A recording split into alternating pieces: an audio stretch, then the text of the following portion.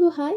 So ಮನೇಲಿ first ಪೂಜೆ ಹಾಕ್ಬಿಡ್ಬೇಕು. So ಎಲ್ಲ ಕೆಲಸ ಮುಗಿಸಿ ಪೂಜೆ ಮಾಡಿ ಆಮೇಲೆ ನಂತರ ತಿಂಡಿ ಮಾಡೋಕ್ಕೆ ಹೋಗಬೇಕು. ಮಕ್ಕಳಿರೋ ಮನೇಲಂತೂ ಮಸ್ಟ್ ಆ್ಯಂಡ್ ಶುಡ್ ಬೇಗ ಕೆಲಸ ಮಾಡಿದಷ್ಟು ಬೇಗ ಪೂಜೆ ಮಾಡಿದಷ್ಟು ಆಮೇಲೆ ನಾವು ಮಕ್ಕಳನ್ನ ನೋಡ್ಕೋಬೋದು ಆರಾಮಾಗಿ. ಸೊ ನಾವು ಹಿಂದಿನ ದಿನ ಎಲ್ಲ ಕೆಲಸನೂ ಮಾಡ್ಕೊಂಡಿರ್ತೀವಿ. ಸೊ ಬೆಳಗ್ಗೆ ಎದ್ದ ತಕ್ಷಣ ಪೂಜೆ ಮಾಡಿ ಸ್ನಾನ ಮಾಡಿ ಪೂಜೆ ಶುರು ಮಾಡಿದ್ವಿ. ಅದಾದಮೇಲೆ ಕೆಲವೊಂದಷ್ಟು ಬಟ್ಟೆಗಳಿರುತ್ತೆ, ಅದನ್ನು ವಾಷಿಂಗ್ ಮೆಷಿನ್ಗೆ ಹಾಕಿ ಅಲ್ಲಿಂದ ನೆಕ್ಸ್ಟ್ ನಾವು ತಿಂಡಿ ಮಾಡೋಕ್ಕೆ ಹೊರಡಬೇಕು. ಕಾಫಿ ಗೀಫಿ ಎಲ್ಲ ಪೂಜೆ ಆದಮೇಲೆ ನಮ್ಮದು. ಸೊ ನಾನು ವಾಲ್ಪೂಲ್ ಅವ್ರದ್ದು ವಾಷಿಂಗ್ ಮಿಷಿನಿಂದು ಕಂಪ್ಲೀಟಾಗಿ ಡೀಟೇಲ್ಸ್ ಇನ್ನೊಂದು ತೋರಿಸ್ತೀನಿ ನಾನು. ಸೊ ಹೇಗೆ ಸ್ಟಾರ್ಟ್ ಮಾಡೋದು, ಎಷ್ಟೆಲ್ಲ ಆಪ್ಷನ್ ಇದೆ ಗೊತ್ತಾ ಇದರಲ್ಲಿ. ಸೊ ಬೆಸ್ಟ್ ಅಂತ ಹೇಳ್ಬೋದು, ಆಪ್ಷನ್ಸ್ ತುಂಬ ಕೊಟ್ಟಿದ್ದಾರೆ. ಸೊ ಇದಕ್ಕೆ ಅಂತಲೇ ಒಂದು ಬ್ಲಾಗ್ ಮಾಡಿ ತೋರಿಸ್ತೀನಿ ನಿಮಗೆ ಹೇಗೆ ವರ್ಕ್ ಆಗುತ್ತೆ, ಯಾವೆಲ್ಲ ಆಪ್ಷನ್ಸ್ಗಳ ಕೊಟ್ಟಿದ್ದಾರೆ ಅಂತ. ಸೊ ಬಟ್ಟೆ ಹಾಕಿಬಿಟ್ಟು ಬಂದು ನೆಕ್ಸ್ಟ್ ನಾನು ಟೀ ಇಟ್ಟಿದ್ದೀನಿ. ಸೊ ಟೀ ಕಾಫಿ ಎಲ್ಲ ಮುಗಿಸಿ ನೆಕ್ಸ್ಟು ತಿಂಡಿಗೆ ಇವತ್ತು ಬಾತ್ ಮಾಡೋಣ ಅಂತ ಅಂದ್ಕೊಂಡೆ. ಹಾಗಾಗಿ ವೆಜಿಟೇಬಲ್ಸ್ ಎಲ್ಲ ನೀಟಾಗಿ ಕಟ್ ಮಾಡಿ ಅದೆಲ್ಲ ವಾಶ್ ಮಾಡಿ ಇಟ್ಕೋಬೇಕು. ಸೊ ನಾವು ವೆಜಿಟೇಬಲ್ಸು ಬೇಕು ಅಂದರೆ ತರ್ತೀವಿ, ಅಂದರೆ ಅಲ್ಲಲ್ಲೇ ತಂದು ಕೂಡ ಮಾಡಿಕೊಂಡ್ರೆ ಬೆಸ್ಟು, ಫ್ರೆಶ್ ಆಗಿರುತ್ತೆ. ಸೊ ತಂದು ಫ್ರಿಜ್ಜಲ್ಲೂ ಆಲ್ಮೋಸ್ಟ್ ಸ್ಟೋರ್ ಮಾಡಲ್ಲ ಜಾಸ್ತಿನ ನಾವು, ಅಲ್ಲೇ ತಂದು ಅಲ್ಲೇ ಪಾಪು ಕೂಡ ಬೇಕಾಗತ್ತಲ್ವ ವೆಜಿಟೇಬಲ್ಸು, ಹಾಗಾಗಿ ಅಲ್ಲೇ ತಂದು ಅಲ್ಲೇ ಕೂಡ ಮಾಡಿಕೊಡ್ತೀವಿ. ವೆಜಿಟೇಬಲ್ ಕಟ್ ಮಾಡಿ ಇಟ್ಕೊಂಡು ಆಮೇಲೆಲ್ಲ ಫುಲ್ ರೆಡಿ ಮಾಡ್ಕೊಬಿಡ್ತೀನಿ ನಾನು ಬಾತ್ ಮಾಡೋಣ ಅಂದ್ಕೊಂಡಾಗ ಐಡಿಯಾದಲ್ಲಿ. ಸೊ ಎಲ್ಲ ನೀಟಾಗಿ ಕಟ್ ಮಾಡಿ ಒಂದು ತಟ್ಟೆಗೆ ಹಾಕ್ಕೊಂಡ್ಬಿಟ್ರೆ ತಕ್ಷಣಕ್ಕೆ ಎಲ್ಲ ಕೂಡ ಒಟ್ಟೊಟ್ಟಿಗೆ ಸಿಗುತ್ತೆ. ಸೊ ಎಲ್ಲ ಕೂಡ ಹತ್ತಿರ ಇಟ್ಕೊಂಡೇ ನಾನು ಸ್ಟಾರ್ಟ್ ಮಾಡೋದು ಅಡುಗೆನ, ಯಾಕೆಂದರೆ ತುಂಬ ಬೇಗನೆ ಮಾಡಿರ್ತೀವಿ, ಒಂದು ಐಟಮ್ಸ್ ಕೂಡ ಮರ್ತೋಗುತ್ತೆ. ಹಾಗಾಗಿ ಎಲ್ಲ ಸ್ಟಾರ್ಟ್ ಮಾಡಿ ಅದಾದಮೇಲೆ ಮಸಾಲೆ ಕೂಡ ಅಷ್ಟೇ ಎಲ್ಲ ಆಡಿಸ್ಕೊಂಡು ಪಕ್ಕ ಇಟ್ಕೊತೀನಿ. ಸೊ ಮಸಾಲೆಗೆ ಆಲ್ಮೋಸ್ಟ್ ನಾನು ಪ್ಲೇನ್ ಇಲ್ಲಿದ್ದು ಬಾತ್ ಮಾಡ್ತಿರೋದು, ತುಂಬ ಮಸಾಲೆ ಬಾತ್ ಮಾಡ್ತಿಲ್ಲ.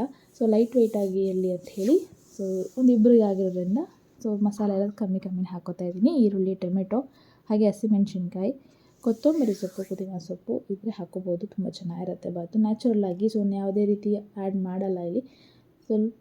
ಸ್ವಲ್ಪ ಬಿರಿಯಾನಿ ಮಸಾಲ ಹಾಕೋಣ ಅಂದ್ಕೊಂಡಿದ್ದೀನಿ. ನೀಟಾಗಿ ಪೇಸ್ಟ್ ಮಾಡ್ಕೊಂಡು ಇವಾಗ ಸೊ ಅಡುಗೆ ಸ್ಟಾರ್ಟ್ ಮಾಡ್ತೀನಿ. ಫಸ್ಟ್ ಈರುಳ್ಳಿ ಚಟಪಟ ಅಂದರೆ ಈರುಳ್ಳಿ ಅಡುಗೆ ಸ್ಟಾರ್ಟ್ ಆಗಿದೆ ಅಂತ. ಸೊ ನಾನಿಲ್ಲಿ ಎಣ್ಣೆ ಬೆಣ್ಣೆ ಎರಡೂ ಉಪಯೋಗಿಸಿದ್ದೀನಿ. ಸೊ ಎರಡೂ ಮಾಡೋದು ತುಂಬ ಚೆನ್ನಾಗಿರುತ್ತೆ. ಸೊ ಬೇಕು ಎಣ್ಣೆ ಕೂಡ ಹಾಕ್ಕೋಬೋದು. ಆ್ಯಂಡ್ ವೆಜಿಟೇಬಲ್ಸ್, ಸೊ ಎಷ್ಟು ಥರ ವೆಜಿಟೇಬಲ್ಸ್, ನಮ್ಮ ಆಲ್ಮೋಸ್ಟ್ 3 ಥರ ವೆಜಿಟೇಬಲ್ಸ್ ಇದ್ದೇ ಇರುತ್ತೆ.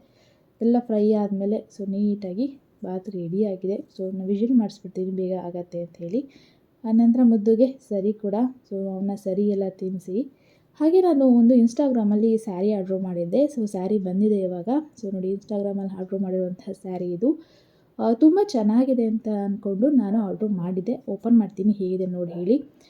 ಆ್ಯಂಡ್ ಇದು ಮೈಸೂರು ಸಿಲ್ಕ್ನ ಇಮಿಟೇಷನ್ ಆಗಿರುತ್ತೆ. ಸೊ ಪ್ಯೂರ್ ಮೈಸೂರು ಸಿಲ್ಕು ಅಲ್ಲ, Mysuru silk crepe Mysuru silk ಅಲ್ಲ, ಇದು ಜಸ್ಟ್ ಇಮಿಟೇಷನ್ ಮೈಸೂರು ಸಿಲ್ಕ್ ಅಂತ ಹೇಳಿದರು. ಹಾಗಾಗಿ ತುಂಬ ಚೆನ್ನಾಗಿ ಕಾಣಿಸ್ತಿತ್ತು ನನಗೆ ಇನ್ಸ್ಟಾಗ್ರಾಮಲ್ಲಿ, ಹಾಗಾಗಿ ಆ್ಯಡ್ ಮಾಡಿದೆ. ಕೆಲವ್ರು ನಾವೆಲ್ಲ ಹಂಗೆ ಅನ್ಕೋತೀವಲ್ಲ ಇನ್ಸ್ಟಾಗ್ರಾಮಲ್ಲಿ ಚೆನ್ನಾಗಿ ಕಾಣ್ತಿದೆ ಅಂತ. ಆ್ಯಂಡ್ ನೋಡೋಕ್ಕೆ ಮಾತ್ರ ಆಸಮ್ ಆಗಿತ್ತು, ಕ್ಲಾತ್ ವೈಸ್ ನಾಟ್ ಬ್ಯಾಡ್ ಅನಿಸ್ತಿತ್ತು. ಸೊ ಅದನ್ನೆಲ್ಲ ಓಪನ್ ಮಾಡಿಟ್ಟು ನೆಕ್ಸ್ಟ್ ನಾನು ಮುದ್ದು ಆಗಲೇ ಮಲಗಿದ್ದು ಎದ್ಬಿಡ್ತಾನೆ. 2 hours ನಿದ್ದೆ ಮಾಡಿ ಎದ್ಮೇಲೆ ಅವ್ನಿಗೇನಾದರೂ ತಿನ್ನೋಕ್ಕೆ ನಾವು ಕೊಡಬೇಕು. ಇವನ್ ಫ್ರೂಟ್ಸ್ ಆದರೂ ಸರಿಯೇ ಅಥವಾ ಬನಾನಾ ಆದರೂ ಸರಿಯೇ ಕೊಡಬೇಕು. ಸೊ ನಾನು ಅವತ್ತು ಅವನಿಗೆ ಆಟ ಸಾಮಾನು ನೋಡಿ ಎಷ್ಟು ಚೆಲ್ಲಿದ್ದಾನೆ, ಆಟ ಸಾಮಾನು ಫುಲ್ಲು. ಸೊ ನಾನು ಇವತ್ತು ಅವನಿಗೆ ಒಂದು ಫ್ರೂಟ್ಸ್ ಕೊಡೋಣ ಅಂಥೇಳಿ ಸೀಬೆಹಣ್ಣು ಕೊಟ್ಟಿದ್ದೆ. ಆ್ಯಕ್ಚುಲಿ ಸೀಬೆಹಣ್ಣು ಅವನು ಲೈಕ್ ಮಾಡಲಿಲ್ಲ. ಇವನ್ ಅವನಿಗೆ ಊಟ ಕೂಡ ರೆಡಿ ಆಗ್ತಾಯಿದೆ. ಸೊ ಆಟ ಆಡೋಕ್ಕೆ ಶುರು ಮಾಡಿದ್ದಾನೆ. ಏನೇನು ಆಟ ಆಡ್ತಾನೆ ನೋಡಿ, ಎಷ್ಟು ತರಲೆ ಅಂದರೆ ಹಿಡ್ಕೊಳಕ್ಕೆ ಹೋಗ್ತಾನೆ, ಅದನ್ನು ಎಳಿತಾನೆ, ಅದು ಬೇಕು ಅಂತ ಹಠ ಮಾಡ್ತಾನೆ. ಸೊ ಅವನ ಆಟನೇ ಆಟ. ಸೊ ಅವನ ಜೊತೆ ಆಟ ಆಡಿಕೊಂಡು ಅವನಿಗೆ ಅಡುಗೆನೂ ಕೂಡ ರೆಡಿ ಮಾಡ್ಕೊಂಡ್ಬಿಡ್ತೀನಿ ಒಟ್ಟಿಗೆ. ಸೊ ಮಧ್ಯಾಹ್ನ ಅವನಿಗೆ ಬಿಸಿ ಬಿಸಿಯಾಗಿ ಏನಾದ್ರೂ ಮಾಡ್ಕೊಳ್ಬೇಕು. ಇವನ್ ನಾನು ಅಂದ್ಕೊಂಡಿರೋ ಪ್ರಕಾರಕ್ಕೆ ಹೈ ಪ್ರೋಟೀನ್ಸ್ಗಳೇನಾದರೂ ಮಕ್ಳಿಗೆ ಹೋಗ್ತಿದ್ರೆ ಚೆನ್ನಾಗಿರುತ್ತೆ ಅಂತ. ಸೊ ಅವನಿಗೆಲ್ಲ ಆಟ ಆದಮೇಲೆ ಸ್ವಲ್ಪ ಹೊತ್ತು ಕುಕ್ಕರ್ ಕೂಡ ರೆಡಿಯಾಗಿರುತ್ತೆ. ನಮಗೂ ಕೂಡ ರೈಸ್ ಮಾಡಿ ಇಟ್ಕೊಬಿಡ್ತೀನಿ. ಸಾಂಬಾರೆಲ್ಲ ಮಾರ್ನಿಂಗೇ ಮಾಡಿಟ್ಟಿರ್ತೀನಿ. ಸೊ ಅವನಿಗೆ ಪೊಂಗಲ್ ಕಿಚಡಿ ಥರ ಮಾಡಿದ್ದೆ, ತುಂಬ ಚೆನ್ನಾಗಿತ್ತು, ತಿಂದ ಕೂಡ ಅವನು. ಸೊ ತಿಂದಮೇಲೆ ಆಟ ಶುರು ಮಾಡ್ತಾನೆ ಮತ್ತೆ.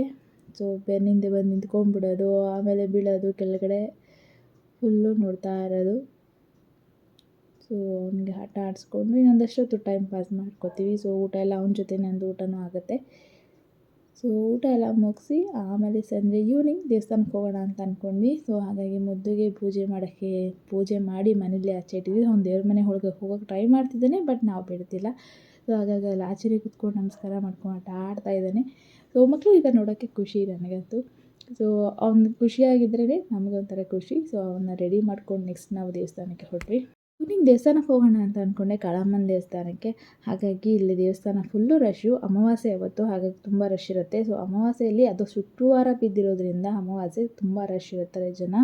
ಇವನ್ ನಿಮಗೆ ಮಾರ್ನಿಂಗಿಂದ ಈವ್ನಿಂಗ್ ತನಕ ದರ್ಶನ ಇದ್ದೇ ಇರುತ್ತೆ, ಆದರೂ ರಶ್ ಇರುತ್ತೆ. ಈವ್ನಿಂಗ್ ಆಲ್ಮೋಸ್ಟ್ ಎಲ್ಲ ಆಫೀಸ್ ಎಲ್ಲ ಮುಗಿಸ್ಕೊಂಡು ಬರ್ತಾರೆ, ಸೊ ಅವಾಗಂತೂ ಕ್ರೌಡ್ ಇದ್ದೇ ಇರುತ್ತೆ. ಕೂಡ ದರ್ಶನ ಮುಗಿಸ್ಕೊಂಡು ಅಲ್ಲೇ ಕೂಡ ಪೂಜೆ ಮಾಡಿಕೊಂಡು ಅಲ್ಲಿಂದ ನಾವು ಹೊರಟ್ವಿ. ಮುದ್ದು ಕೂಡ ಅವನು ಕೂಡ ಆರಾಮಾಗಿ ಇದ್ದ. ಸೊ ಅಲ್ಲಿಂದ ನಾವು ಹೊರಟೋಷ್ಟು ಲೇಟೇ ಆಗಿತ್ತು, ಇವನ್ 9 o'clock ಹಾಕೋಗಿತ್ತು ದರ್ಶನ ಎಲ್ಲ ಮಾಡೋಷ್ಟರಲ್ಲಿ.